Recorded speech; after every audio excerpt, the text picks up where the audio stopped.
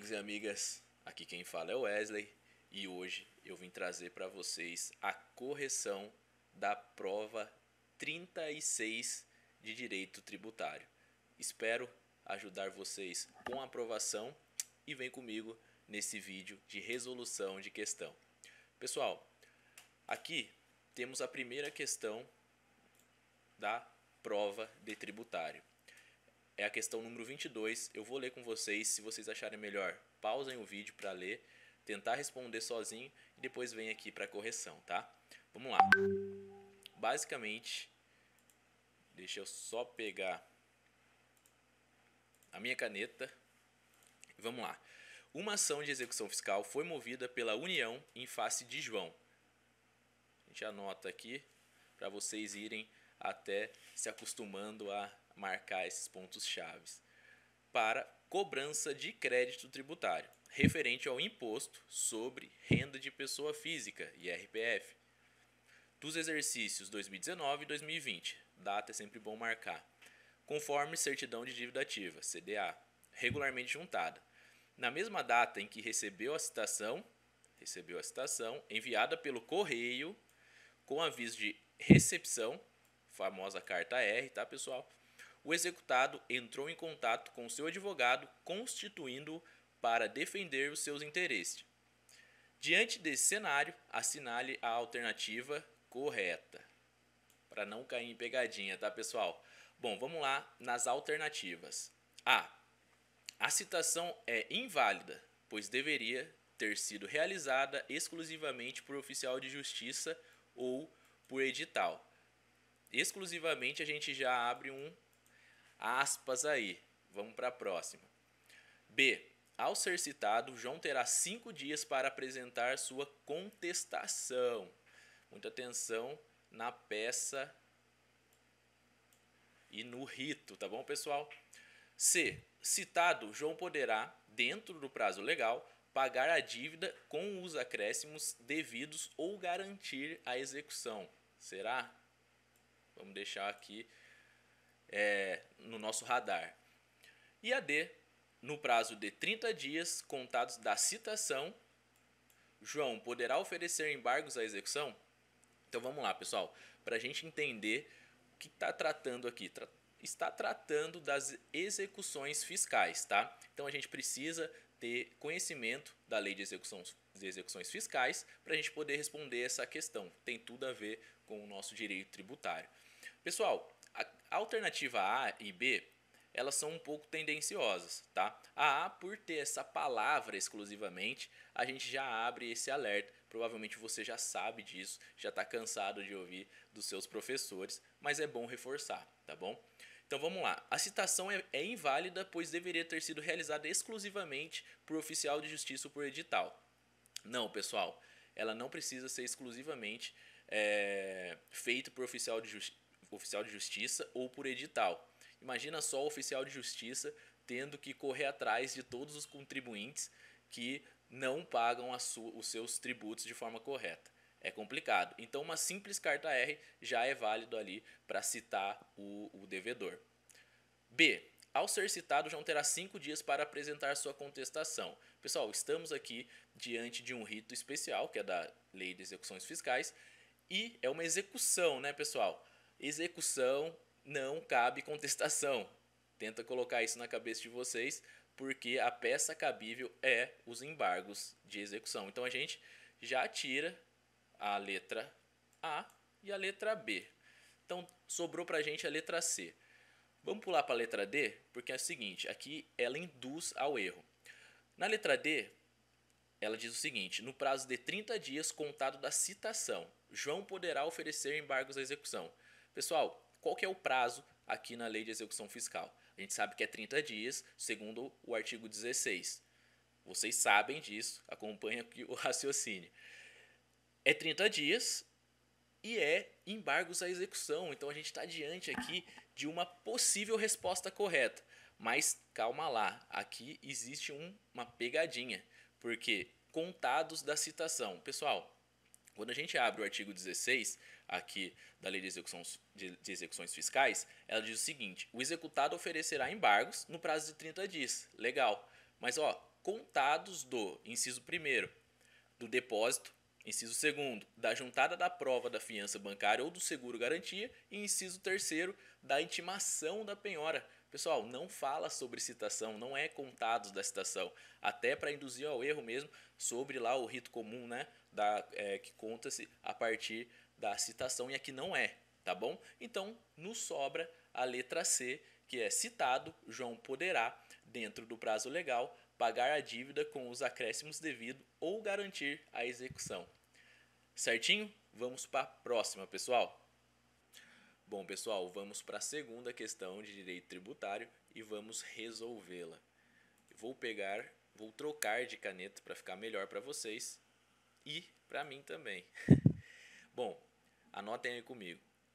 Em 10 de maio de 2020, a Sociedade Empresária ABC Limitada sofre fiscalização federal e ao final é autuada em R$100 mil, além de multa e respectivos encargos a título de imposto sobre produto industrializado, o famoso IPI, devido referente ao exercício de 2019, por omissão do envio mensal das informações fiscais em DCTF, tá, pessoal? Declaração de débitos e créditos tributários federais, bem como por falta de pagamento daqueles impostos. Em 20 de junho de 2020, a empresa recebe notificação de pagamento no prazo de 30 dias. Já recebeu a notificação, pessoal, para pagamento.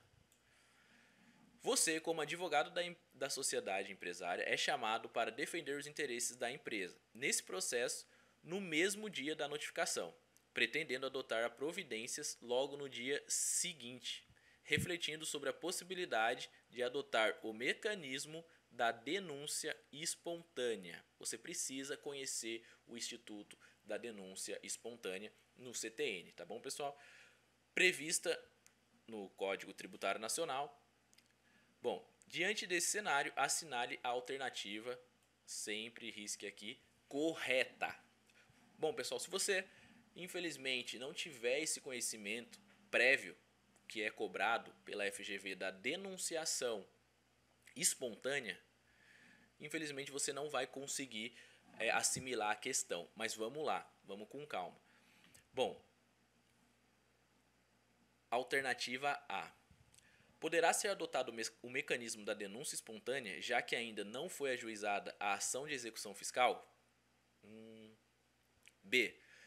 Poderá ser adotado o mecanismo da denunciação espontânea, já que ainda se está dentro do prazo para pagamento? Então vamos anotar aqui dentro do prazo para pagamento, antes da ação de execução fiscal, porque ela não foi juizada ainda. C. Não poderá mais ser adotado o mecanismo da denúncia espontânea, pois após o início de qualquer procedimento administrativo ou medida de fiscalização relacionados com a infração. E D. Não poderá mais ser adotado o mecanismo da denunciação espontânea, pois o limite legal para a adoção desse benefício é de 40 salário mínimo. Pessoal, não tem nada a ver com salários mínimos. Wesley, me explica então o que é essa questão. Bom, o que tem a ver essa questão é simplesmente com o Instituto da Denúncia Espontânea. E o que quer dizer denúncia espontânea? Bom, pessoal, nada mais do que você confessar ao fisco sobre as irregularidades que você cometeu antes que ele instaure um procedimento administrativo. Eu não falei ajuize a ação, eu não falei dentro do prazo de pagamento. É antes que ele instaure um procedimento administrativo. Nesse caso aqui, fica um pouco mais claro todas essas alternativas. Vamos lá? O artigo 138 do CTN, ele vai nos dar a resposta. Então vamos lá. A responsabilidade é excluída pela denúncia espontânea da infração, acompanhada, se for o caso, do pagamento do tributo devido e dos juros de mora, ou do depósito da importância arbitrada pela autoridade administrativa quando o montante do tributo dependa de apuração. Atente-se ao parágrafo único. Não se considera espontânea a denúncia apresentada após o início de qualquer procedimento administrativo ou medida de fiscalização relacionados com a infração. Pensa comigo, pessoal, faz o raciocínio rápido. Se você faz a denúncia espontânea, se você avisa o fisco antes da instauração do procedimento administrativo, pela lógica, você está fazendo uma denúncia espontânea porque você não foi compelido a apresentar, a pagar alguma irregularidade ou alguma multa. Mas quando você é compelido a pagar uma multa, depois que você é notificado de uma instauração do procedimento administrativo, não deixa de ser uma denúncia espontânea. Aparentemente, ali, o legislador quis que a denúncia espontânea seja especificamente antes de qualquer procedimento administrativo, tá? Então é o seguinte, qual é a consequência da denúncia espontânea? Simplesmente você vai deixar de pagar algumas multas, não vão ser aplicadas multas para a sociedade empresária, no caso, pela boa-fé, digamos assim, da sociedade empresária, tá bom? Então, vamos para as alternativas que agora creio ter ficado um pouco mais claro na cabeça de vocês. Alternativa A. Poderá ser adotado o mecanismo de denúncia espontânea, já que ainda não foi ajuizada a ação de execução fiscal? Não. B. Poderá ser adotado o mecanismo da denúncia espontânea, já que ainda se está dentro do prazo de pagamento, ou seja, não tem a ver com ação, ajuizamento de ação, tampouco dentro do prazo de pagamento. Especificamente, deverá ser feita antes de qualquer procedimento relacionado ao fisco para compelir você a pagar esse débito, esse tributo. C. Não poderá mais ser adotado o mecanismo da denúncia espontânea após o início de qualquer procedimento administrativo ou medida de fiscalização relacionados com a infração. A resposta certa é a C. A D, simplesmente, não poderá mais ser adotado o mecanismo da denúncia espontânea, correto até essa metade, mas aí ele vem nos explicar sobre salários mínimos, que não tem nada a ver nesse assunto. Ok, pessoal? Segunda questão, filé para vocês aí. Caiu denúncia espontânea, vocês vão arrematar. Vamos para a próxima. Bom, vamos para a terceira questão do direito tributário. E aqui mais uma questãozinha filé para vocês. Bom, o município Beta, após realizar uma grande obra pública, então já vamos para o comando da questão, tá? Realizar uma grande obra pública de recuperação, ampliação e melhoramento da praça central do bairro Gama. Então, toda essa obra foi feita no bairro Gama, custeada com recursos próprios, no valor de R$500 mil, e que promoveu uma valorização dos imóveis apenas nesse bairro. Decidiu cobrar uma contribuição de melhoria. Então, a questãozinha aqui que fala sobre contribuição de melhoria, tá? Artigo 81 em diante do CTN. O referido tributo, instituído mediante lei ordinária específica, foi cobrado de todos os 5 mil proprietários de imóveis privados daquela cidade, em um valor fixo de R$200 para cada um. José, advogado e morador do bairro Delta, bastante distante do bairro Gama, se insurge contra a referida contribuição de melhoria. Diante desse cenário, a referida contribuição de melhoria, vamos verificar as alternativas. Foi corretamente instituída, pois decorre de previsão legal específica, tendo como fato gerador a obra pública realizada? Vamos verificar. B. Foi corretamente instituída, pois respeitou o princípio da igualdade tributária ao adotar o mesmo valor para todos os contribuintes da cidade? C. Foi incorretamente instituída, por ter atingido imóveis que não se valorizaram por decorrência da obra pública e por ter cobrado valor cujo somatório é superior ao custeio da obra. D. Foi corretamente instituída, pois só pode ser cobrada nos casos em que a obra pública seja exclusivamente para abertura, alargamento, pavimentação ou iluminação das vias públicas. Essa questão pode parecer complexa, mas na verdade você precisa ter em mente somente os requisitos da contribuição de melhoria. Bom, um dos fatores principais da contribuição de melhoria, para ela ser válida e devidamente instituída, ela não deve exceder o limite total da obra. Aqui, sabendo que nós advogados somos uma negação para fazer conta, mas é facilmente essa conta de 5.000 proprietários foram compelidos, tá, a pagar R$200. Pessoal, 5.000 proprietários pagando R$200 dá 1 milhão. Aqui a obra foi de 500 mil, então excede já no primeiro requisito esse limite imposto pelo artigo 82 do CTN, porque ele deve ser observado o limite total da obra.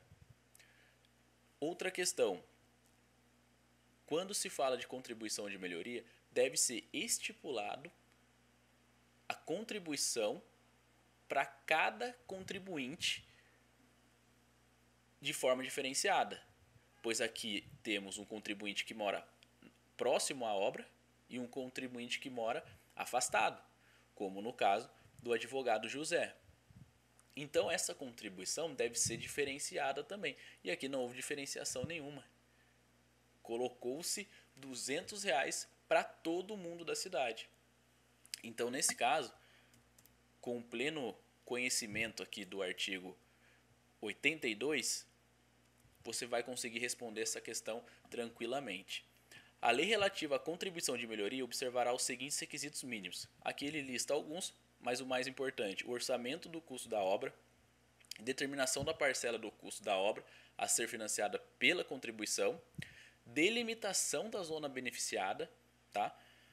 E aqui no inciso 2, inciso 3, regulamentação do processo administrativo de instrução, parágrafo 1º. A contribuição relativa a cada imóvel será determinada pelo rateio das parcelas do custo da obra, a que se refere a linha C do inciso 1, pelos imóveis situados na zona beneficiada, em função dos respectivos fatores individuais de valorização. Então aqui temos o limite total e o limite individual de cada imóvel. Pessoal, voltando à nossa alternativa. Então, a alternativa A gente já entende que foi incorretamente aplicada este tributo, dessa melhoria, essa contribuição de melhoria aos contribuintes aqui dessa cidade. Então vamos lá.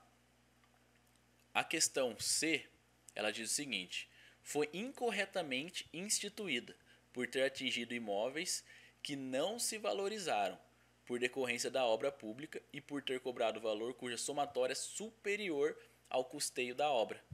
Então, como e a D, que também faz a mesma alusão que foi incorretamente, ela fala assim: foi incorretamente instituída, pois só pode ser cobrado nos casos em que a obra pública seja exclusivamente para abertura, alargamento, pavimentação ou iluminação de vias públicas. Pessoal, aquilo que a gente sempre bate na tecla. Cuidado com as palavras em evidência. Exclusivamente, nunca, especificamente, exceto. Tomem cuidado com essa questão. Então aqui, seja exclusivamente para abertura, alargamento, pavimentação ou iluminação de vias públicas, isso não tem no CTN, tá bom, pessoal? Então, como as duas questões aqui estavam, falavam de instituição incorreta da contribuição de melhoria desse tributo, a verdade é que a letra C cabe melhor aqui para a gente e segue o artigo 82 do Código Tributário Nacional. Bom, pessoal, vamos para a penúltima questão, a questão número 25, que diz respeito sobre imunidade tributária. Vamos lá. A Secretaria da Receita Federal do Brasil lavrou em 2022 auto de infração de R$ 1 milhão em face à sociedade empresária Maçã Limitada, por não ter recolhido o imposto de importação e a contribuição social sobre lucro líquido, CSLL, referentes ao ano de 2021, incidentes sobre a comercialização de livros eletrônicos, e-books, por ela importados e comercializados no país. O departamento jurídico da sociedade autuada contrata você como advogado para emitir parecer para fundamentar sua defesa. Diante desse cenário, assinale a afirmativa correta. Trata-se especificamente do artigo 150 da Constituição Federal das imunidades tributárias. Pessoal, vamos encaminhar para as alternativas e já com a resposta. A. O II, imposto sobre importação, imposto de importação, e a CSLL são indevidos, pois os livros eletrônicos, e-books, se enquadram na imunidade tributária dos livros. Lembrando, pessoal, imunidade tributária recai a imposto e não a contribuição. Então a gente já elimina essa questão, esta alternativa A. B. Apenas o II é indevido, pois os livros eletrônicos, e-books, se enquadram na imunidade tributária dos livros. Talvez. Alternativa C. Apenas a CSLL é indevida, pois os livros eletrônicos, e-books, se enquadram na imunidade tributária dos livros. O II, alternativa D. O II e a CSLL são devidos, pois os livros eletrônicos não se enquadram na imunidade tributária dos livros. Pessoal, basicamente temos aqui o artigo 150 da CF. Vamos lá. Sem prejuízo de outras garantias asseguradas ao contribuinte, é vedado à União, aos Estados, ao Distrito Federal e aos municípios, inciso 6º, instituir imposto sobre a linha D, livros, jornais, periódicos e o papel destinado à sua impressão. Wesley, cadê? Aonde que diz que os livros eletrônicos também recaem a imunidade tributária do artigo 150? Bom, é simples. Súmula vinculante. A imunidade tributária constante do artigo 150, inciso 6º, a linha D da Constituição Federal, aplica-se à importação e comercialização no mercado interno do livro eletrônico e dos suportes exclusivamente utilizados para fixá-los como leitores de livros eletrônicos. Sabe aquele aparelhinho que você tem aí para ler os livros eletrônicos da Amazon? Então, é ele. Também recai a imunidade tributária do artigo 150. Lembrando, imunidade tributária recai somente a impostos. Pessoal, com isso, conseguimos responder esta questão aqui. Deixa eu pegar minha caneta de volta. Apenas o II é indevido, pois os livros eletrônicos se enquadram na imunidade tributária dos livros. A questão correta é a B. Não pode ser a C, pois diz que a CSLL que é indevido, e na verdade não é, porque ela é uma contribuição, então não tem a ver com imposto, a imunidade somente imposto, fixe bem isso na sua cabeça. E a D diz que tanto o imposto de importação e o CSLL são devidos, e na verdade não. Pessoal, esta é a penúltima questão, prometo que a última é a mais fácil de todas. Vamos para ela. Pessoal, chegamos à quinta e última questão da OAB 36. Bom, vamos lá. Pegando a caneta novamente. Acompanhem comigo. A Assembleia Legislativa do Estado Beta irá votar em 2022 um projeto de lei ordinária para a criação de sua própria contribuição social previdenciária para custeio do regime próprio de previdência social estadual, a ser cobrado dos seus servidores ativos, dos aposentados e dos pensionistas. Antes, porém, submete o referido projeto de lei ordinária para análise da Comissão de Constituição e Justiça daquela Casa Legislativa para a emissão de parecer sobre a constitucionalidade daquele tributo. Pessoal, devemos ter atenção aqui para o artigo 149 da Constituição Federal.